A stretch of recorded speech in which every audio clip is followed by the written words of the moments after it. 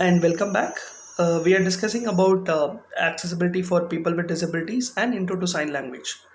I hope you got a fair idea about different kinds of disability and the kind of terminologies that we have to use. Now, let's discuss what is accessibility all about. Now, accessibility is a degree to which a product, a service, a device, or an environment is available for everyone to access. Or, frankly speaking, if you want to say, it's an ability to access anything for everyone.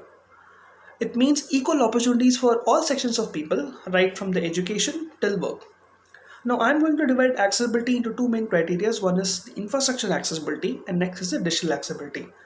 So, when it comes to infrastructure accessibility, by making our infrastructure accessible, we are not only catering to people with disabilities, but we are also taking care of our aging population because in the old age, even they start losing their hearing abilities, they start losing their vision, and they may experience difficulties in walking. So we have to cater to everyone in order to make our infrastructure accessible. So again, in infrastructure accessibility, the three broad categories which I would like to point out here is the education, transportation, and the healthcare. So in terms of education, the education system is not very much accessible as far as India is concerned. Now, most of the children with disabilities or students with disabilities, they drop out of the college or school either because of the disability or because of inaccessible education.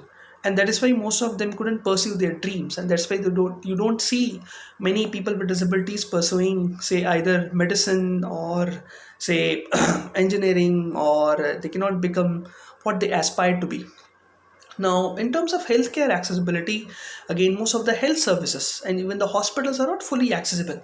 Now, assuming if a wheelchair user has to, patient with disabilities has to, especially the wheelchair user, has to go to the reception counter and he has to write something, and then he has to go to different departments or different buildings to take the test. Even the access to different buildings is not fairly accessible. Now, again, the doctors, the nurses, they need to get sensitized on different kinds of disability as well. Now, assume if a deaf person has to convey what is happening with his health to a doctor, it's a very difficult situation. They have to depend on interpreter. Emergency services, it's very difficult for a hearing impaired person to communicate. The third accessibility I want to talk about is transportation. Now, most of the time, transportation is fully not accessible. Bus, though we have specific chairs, but getting into the bus, it's still a difficult problem, especially for a wheelchair user. But thankfully, metro services are fully accessible. Especially, it has catered to all the sections of people. For a hearing impaired, he could actually read the stations, he could see the routes. For a visually impaired, they could actually hear the next stations. And for a wheelchair user, a person can actually get into the railway stations, I mean the metro stations, because you have a ramp and all the lift facilities, and he can get into the inside the train as well.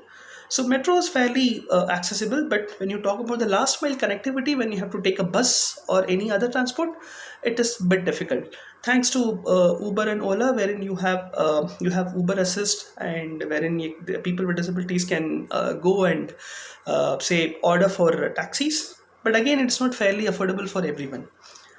Fine. So this is all about infrastructure accessibility. Now I'm going to talk about digital accessibility in my next video. Until then, stay tuned.